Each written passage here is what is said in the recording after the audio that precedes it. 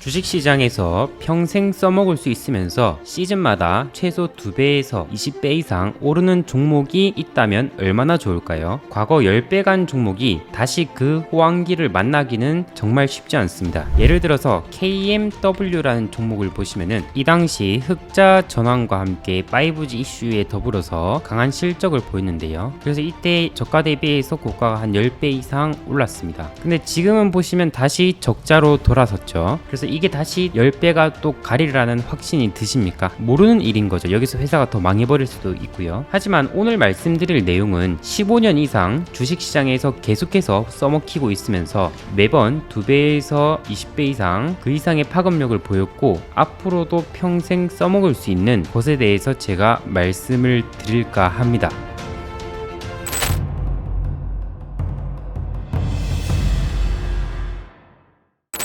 자, 그건 바로 무엇이냐면은 정치 테마주입니다. 잠깐 이 정치 테마주라고 얘기를 해가지고 바로 영상을 꺼버리려고 하신 분들이 계실 겁니다. 아마 정치 테마주가 너무 위험하다는 인식하에 그렇게 하실 것 같은데요. 맞는 말씀입니다. 위험합니다. 하지만 위험한 것은 언제 위험하다고 얘기할 수 있냐면 이렇게 주가가 고점권에 있을 때 위험하다라고 얘기하는 겁니다. 이럴 때 이제 정치 테마주에서 악재가 하나 나오면은 그 악재에 민감하게 받아들이면서 주가가 떨어지곤 하죠. 근데 지금 주가를 보시면은 이렇게 급등전 아무도 모르는 이 소외 구간이라고 보시면 되겠습니다. 그래서 아무도 관심이 없는 시기라서 이럴 때는 어떤 악재가 나와도 주가가 잘 빠지지 않습니다. 이렇게 얘기 드리면 여러분들이 납득하실 수 없을 것 같은데요. 제가 예를 한번 들어보도록 하겠습니다. 과거 이재명 관련주로서 동신건설이 있었는데요. 지금도 1등주 역할을 하고 있는데요. 2019년에 이재명이 이제 허위사실 공표 1심 무죄를 받았습니다. 주가가 이제 소외된 시기이고 아무래도 이제 선거 시즌이 아니다 보니까 주가 반응이 덜했죠. 하지만 이때 그 이유로 보시면은 허위사실 공표에 대한 항소심에서 300만원 벌금형 선고를 받았습니다. 자, 이건 당선 무효용이라고 보시면 되겠고 지사직을 내려놓아야 될 그런 위기였다고 보시면 되겠는데요. 근데 주가는 어땠나요, 여러분들? 주가는 그냥 그대로였습니다. 악재가 나와도 주가가 하한가에 간다든지 그러지 않았어요. 이때 이제 코로나 급락장 때 모든 전 종목이 다 빠진 거였고요. 그 다음에 이재명의 허위사실 공표 상고심이 오기 전에 주가는 이 전주부터 오르기 시작했습니다. 즉 무슨 말일까요? 이 정치 테마주가 저평가 구간, 주식시장에서 무관심한 구간에서는 악재가 나와도 악재로 받아들이지 않고 오히려 이제 주가를 세력들이 올려야 되기 때문에 이 상고심이라는 불확실한 일정 전에 주가가 올라가기 시작한다는 겁니다. 그래서 상고심에서는 무죄 취지 파기 환송이 결정이 되었고 이것도 형이 확정된 것은 아니지만 시장에서 호재로 받아들이면서 계속 주가가 올랐었죠.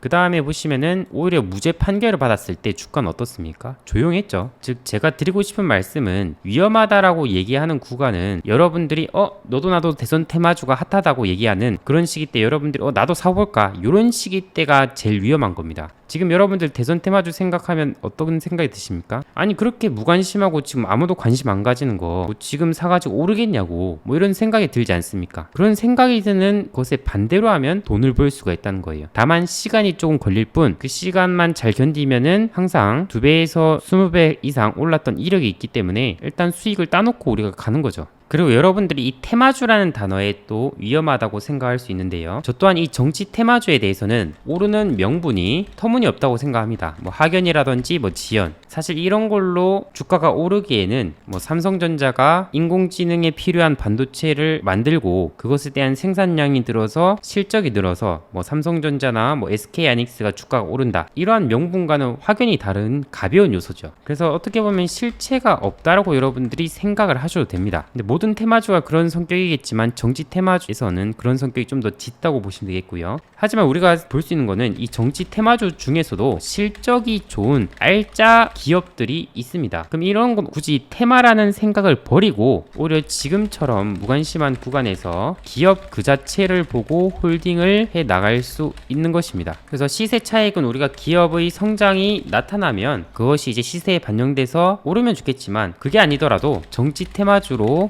과거에 올랐던 이력이 있으니 뭐 기업의 성장으로 주가를 차익하든 뭐 테마주로 오르든 간에 우리가 수익 볼 확률은 높아지는 거죠. 그리고 또한 이 정치 테마주는 제가 왜 계속 영원할 것이라고 보고 있냐면은 나라가 존재하는 한 정치는 무조건 존재합니다. 그래서 이 무조건 존재하는 상황 속에서는 정치 테마주도 존재할 수밖에 없습니다. 그리고 정치 테마주가 제일 제 첫 스타트로 가장 핫했던 거는 이화공영 2007-8년도에 이명박 관련주로서 4대강 관련주인 이화공영이 보시면은 20배 가까이 올랐습니다. 이 당시. 이때 이후로 해가지고 사람들이 이제 정치 테마주를 통해서 크게 올라간 이력이 있으니까 이 학습 효과로 인해서 선거 시즌만 돼도 정치 테마주에 계속 돈이 몰리게 됩니다. 그래서 이 학습 효과도 계속 쌓이고 있기 때문에 이 정치 테마주는 계속해서 지속력을 가질 수 있다라고 우리가 생각할 수 있죠. 그래서 이런 얘기는 할 필요가 없습니다. 이 정치 테마주도 뭐 망하는 거 아니냐, 이 정치 테마가 그 다음 대선에는 부각을 안 받는 것 아니냐, 그건 여러분들이 주식시장의 경험을 좀만 가지면은 반복된다는 것을 납득하실 겁니다. 자, 그리고 2020년도에 유동성 공급으로 보시면은 지수가 굉장히 많이 올랐죠. 이때 보시면 코스닥 지수도 이렇게 굉장히 강하게 올랐고요. 그 다음 코스피 지수도 강하게 올랐습니다. 주식뿐만이겠습니까? 부동산도 폭등을 했고요. 코인도 폭등을 했습니다. 그래서 이러한 유동성 공급으로 인해서 자산이 크게 쌓인 사람들이 많죠. 뭐 코인 부자라든지 뭐 부동산으로 돈을 많이 벌었다든지 이런 분들도 있고요. 반면에 집값이 너무 올라서 내 집 마련을 할 수 없는 사람들도 많아졌습니다. 즉 빈부격차가 커졌다는 말이에요. 자, 빈부격차가 커지면 정치적 갈등 또는 노이즈가 커집니다. 그래서 내 집 마련을 못하는 것 또는 경기가 안 좋아지는 것 등등을 자연스럽게 현 정권 탓으로 잘했든 간에 못했든 간에 그게 돌려지는 게 사람 심리입니다. 자, 그래서 이런 심리적 요소와 현재 세계 흐름을 보시면 어떻습니까? 미국이 중국을 굉장히 견제하고 있죠. 그러다 보니까 과거 세계화 현상에서 탈세계화 현상으로 나타나고 있습니다. 즉 미국과 중국은 패권 전쟁을 하고 있다라고 보시면 되겠고요. 군사 전쟁까지는 아니겠지만 뭐 기술 전쟁이라든지 무역 전쟁이라든지 이런 것들은 지금 나타나고 있는 상황이죠. 자, 그럼 이런 상황에서 현재 또 러시아와 우크라이나가 전쟁하고 있고요. 그다음 이스라엘에서도 전쟁을 하고 있습니다. 즉 지금은 세계화, 평화를 외치던 시대와는 다른 흐름이란 말입니다. 그럼 따라서 이 빈부격차라든지 탈세계화라든지 또 이제 전쟁 또는 갈등 이런 시대 때에는 대부분의 이제 사람들이 대선에 나라의 운명이 걸렸다라고 생각을 할 겁니다. 그럼 사람들이 더욱 신경을 쓰고 민감해지겠죠. 그럼 어떻게 되겠습니까? 자신이 믿는 정치관을 더욱 고집하겠죠. 그럼 어떻게 되겠습니까? 정치적 갈등도 굉장히 커집니다. 그러니까 제가 왜 정치적 갈등이 커지는 것들을 얘기하냐면은 이 정치적 갈등이 커지면서 노이즈가 커질수록 정치 테마주는 더욱 핫해질 가능성이 높은 거죠. 그래서 저는 다음 대선 때에도 자연스럽게 주목받을 확률이 높다고 생각하고요.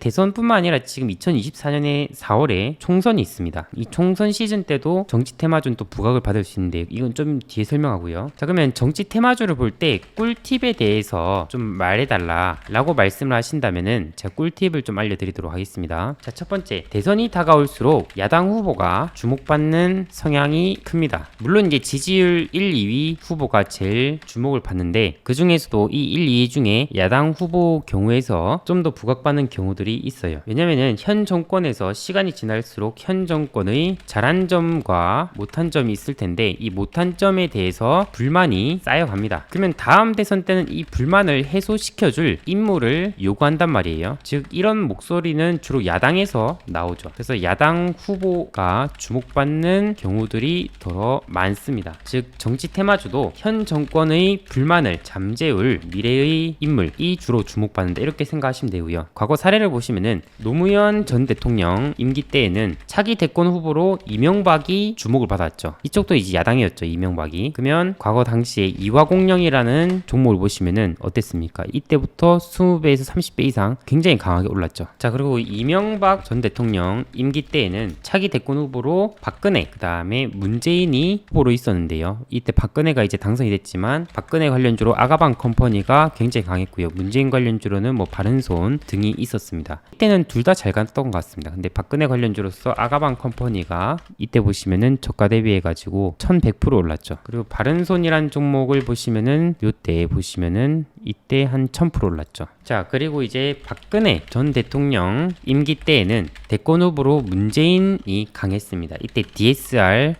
제강이 정말 잘 올라갔습니다. 뭐 우리들 휴브레인 이런 종목도 있었고요. DSR 이런 종목을 보시면 저가 대비해가지고 400% 이상 올랐는데, 그래서 우리들 휴브레인이라는 종목을 보시면은 SMED라는 종목으로 사명이 바뀌었는데요. 이때에선 이제 그 이전 대선에서는 이때도 한 1200% 올랐고요. 그 다음에 문재인 전 대통령이 집권하기 전 대선에서는 한 600에서 800% 가량 올랐습니다. 그래서 이런 종목들도 이제 대선 테마주로 계속해서 되는 거죠. 근데 종목을 보시면 계속 적자가 나오고 있다 보니까 어떻게 돼요? 결국 이렇게 종말이 동전주로 가버리게 되는 거죠. 그래서 재무제표가 좋은 종목을 꼭 보셔야 된다. 그리고 이제 문재인 대통령 임기 때에는 어떤 후보가 강했습니까? 윤석열 후보가 강했죠. 그래서 덕성이라든지 이런 종목이 한 17배 올랐고요. 그 다음에 뭐 서현이라든지 이런 종목들도 10배 이상 올랐고요. 뭐 이재명도 강했죠. 뭐 에이텍 이런 종목들도 한 7배 올랐고요. 그 다음에 뭐 수산 INT 이런 종목도 한 14배 올랐습니다. 그래서 현 정권에 대한 불만이 심할수록 야당 후보가 좀 부각을 받는 경우가 있고, 뭐 그게 꼭 아니더라도 지지율 1, 2위 후보가 제일 강할 확률이 높다, 이렇게 보시면 되겠습니다. 자, 그래서 아까 전에 SMED라는 종목을 보시면 아시겠지만 이 정치 테마주는 재무제표가 좋은 종목만 보시는 게 좋아요. 우리가 이 정치 테마주로서 승리할 수 있는 방법은 시간을 길게 가져간다는 마음으로 접근하면은 그 시간이 얼마가 됐던 간에 주가는 오르게 돼 있는데요. 그럼 시간이 길어진 만큼 뭐 그걸 지루하다 생각하기보다는 투자금을 더 많이 넣을 수 있어서 좋다라고 생각하면 오히려 또 역발상이 되겠죠. 다시 대선 1, 2년 전에 남들이 관심을 가지는 시기가 오고 핫해질 때 슬슬 이제 분할 매도하면서 대선 직전에 오기 전까지 이제 다 팔아버리는 거죠. 근데 이제 대선 직전 요럴 때 이제 개인들이 불나방처럼 따라들죠. 그때 악재 맞으면서 이제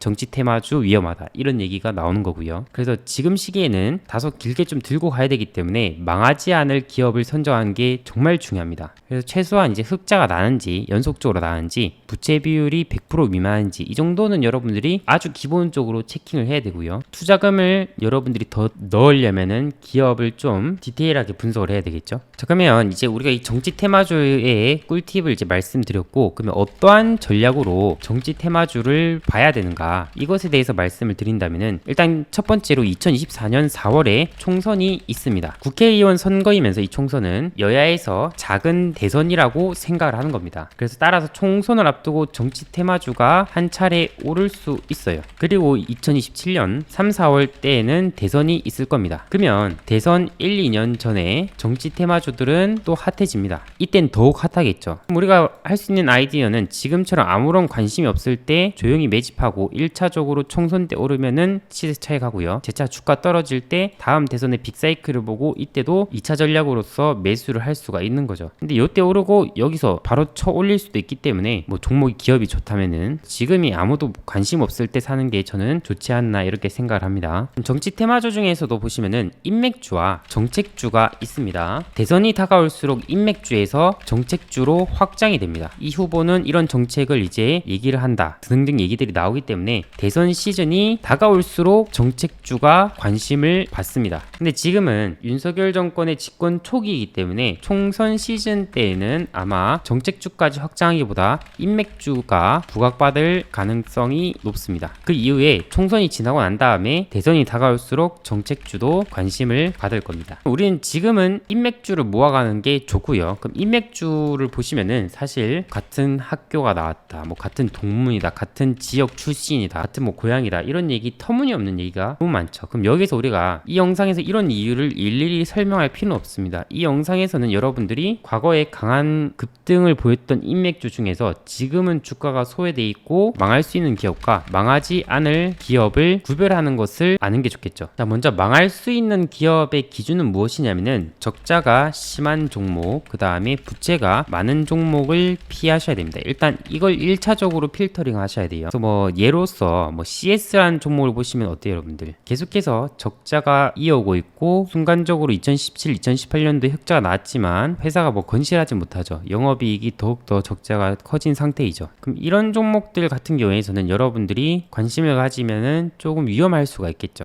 보시면은 부채 비율은 늘어나고 있는데 유보율은 더 감소하고 있죠. 그래서 이 종목은 과거 이재명 관련주였는데 이렇게 간당간당한 종목에 여러분들이 시간을 투자하기에는 리스크가 하다. 자, 그리고 코이즈라는 종목도 이재명 관련주였습니다. 자, 그러면 이 종목이 지금 1년, 2년, 뭐 3년, 4년, 5년, 6년간 적자를 보이고 있고요. 매출액이 코스닥 기업은 50억 미만으로 내려가면 굉장히 주의가 되는데 지금 97억이죠. 계속해서 줄어들면서 간당간당한 모습을 보이고 있습니다. 그럼 이런 종목은 여러분들이 투자를 해야 되겠습니까? 투자할 대상에서 제외를 해야 되죠. 지금 보시면은 부채 비율이 굉장히 높고 유보율은 이렇게 훨씬 적죠. 회사가 지금 거의 망해가고 있는 일보 직전이라고 보시면 되겠습니다. 이런 거는 뭐 당일 단타, 뭐 스캘핑 이런 걸로도 빠르게 치고 나오면 모르겠지만 뭐 하루 이상 홀딩하는 것도 굉장히 거북한 종목이죠. 이런 종목들을 피해라는 겁니다. 자, 그 다음에 휴맥스 홀딩스라는 종목입니다. 이 종목을 보시면 이 종목도 최근에 적자가 연달아서 커지고 있습니다. 뭐 이전에 흑자가 잘 나왔지만 최근 들어서는 적자가 커지고 있죠.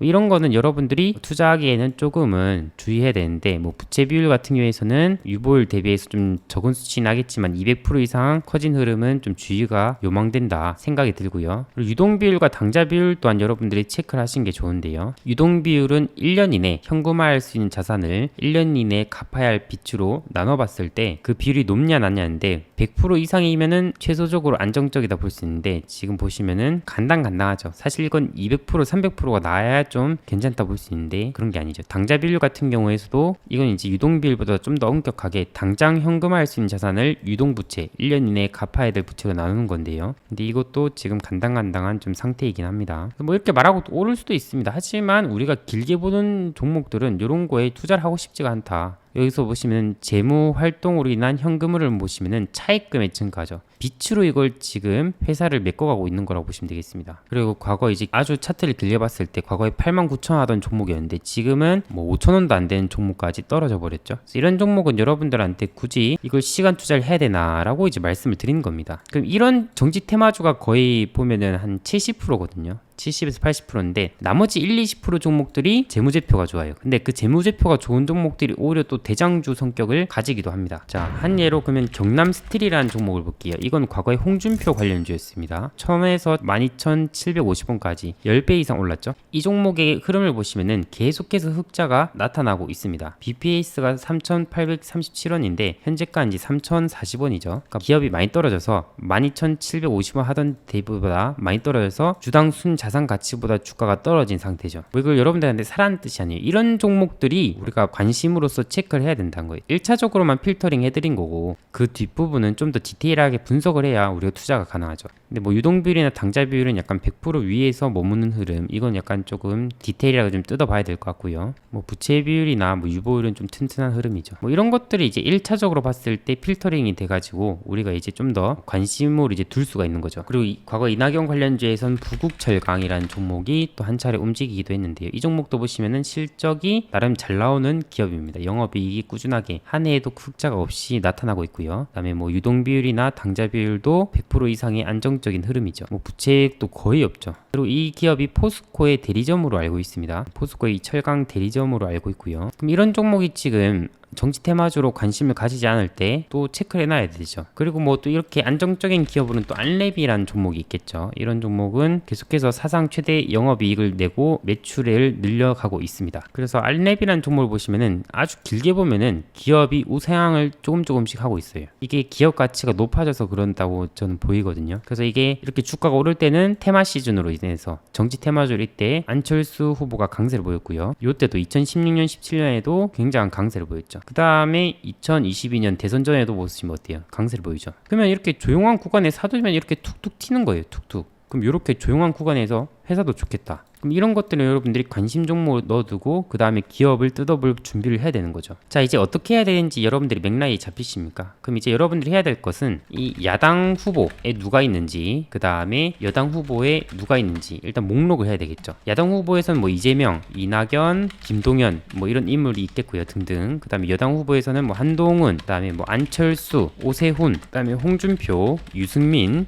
이준석, 그 다음에 홍정욱 이런 인물들이 있겠죠. 그럼 이 인물에 대해서 인맥주의 관련주들을 보시면 되는 겁니다. 그 중에서 재무제표가 안 좋은 종목들을 걸러내야 되고요. 그걸 걸러내실 때 제가 이때 이 영상에서 세 가지를 모르면 주식으로 비참한 노후를 겪습니다라는 영상을 찍으면서 재무제표에서 기본적으로 체크해야 될 것들을 공유해 드렸습니다. 그래서 그걸 여러분들이 보시면 되는데 이걸 각 인물별로 제가 다 하나하나 말씀드리기에는 좀 시간이 너무 길어지고요. 그래서 상한가 추월 차선 어플리케이션에 보시면 여기 급등할 테마라는 메뉴가 있습니다. 여기에 제가 총선 관련주로서 이제 정리해 놓은 게 있는데 여기 야당 후보와 여당 후보의 이 목록들을 재무제표가 좀 튼튼한 종목들을 여기에다가 코멘트를 해드리도록 하겠습니다. 이미 좀 코멘트 해드린 게 있는데 좀 더 추가적으로 코멘트를 해드리도록 할게요. 그래서 여러분들이 제가 1차적으로 검열해드린 이 종목들을 보시면은 그래도 나름 안정감이 있다라고 생각이 들고요. 근데 거기서 멈추지 말고 여러분들이 거기서 좀 더 뜯어보셔야 돼요. 이 사업 모델을 내가 계속해서 매수해서 홀딩할 수 있는가, 그걸 좀 생각을 하시는 게 좋습니다. 그렇게 되면은 정치 테마주 중에서 좋은 기업은 시간이 지나면 아까 안랩을 보셨다시피 2배에서 뭐 계속해서 퉁퉁 탱탱볼처럼 튀기 때문에 어떻게 보면은 눈앞에 이제 수익을 내는 가장 쉬운 방법이 있는 거죠. 그런 종목군들 여러분들이 수집해 놓으시면 아마 성공 투자하는데 큰 도움이 되실 거고요. 이 상가 추월 차선 어플리케이션은 무료입니다. 100% 무료이고, 제가 이 총선 테마에 대해서 10월 말에 글을 올려드렸습니다. 그래서 유튜브보다는 좀 더 빨리 여기서 제가 글을 올려드리고요. 그 다음에 또 2024년에 급등할 테마가 하나 있기 때문에 그걸 또 제가 조만간 업로드 해드릴 예정입니다. 그래서 여러분들이 이 글을 보시면은 좀 더 긴 안목으로 뭐 6개월에서 1년 좀 널널하게 바라보면서 직장인들도 누구나 편안하게 수익을 낼 수 있는 그런 아이디어들을 제가 제공해 드릴 테니 많은 관심 부탁드리고요. 그 다음에 제가 또 이 어플에서 급등할 테마뿐만 아니라 상한가 일정을 또 공유해 드리고 있습니다. 이 일정에서는 여러분들에게 최근 뭐 한 달에서 2달 이내에 있는 일정들을 싹 다 정리해 드리면서 여러분들이 투자하실 때 도움이 되도록 하고 있고요. 그 다음에 제가 장전 시황 뉴스라는 것을 매일 장전에 업로드 해드립니다. 그럼 여러분들이 이걸 보시면은 당일에 급등이 예상된 테마를 한 50% 정도 장전에 인지를 하고 갈 수가 있습니다.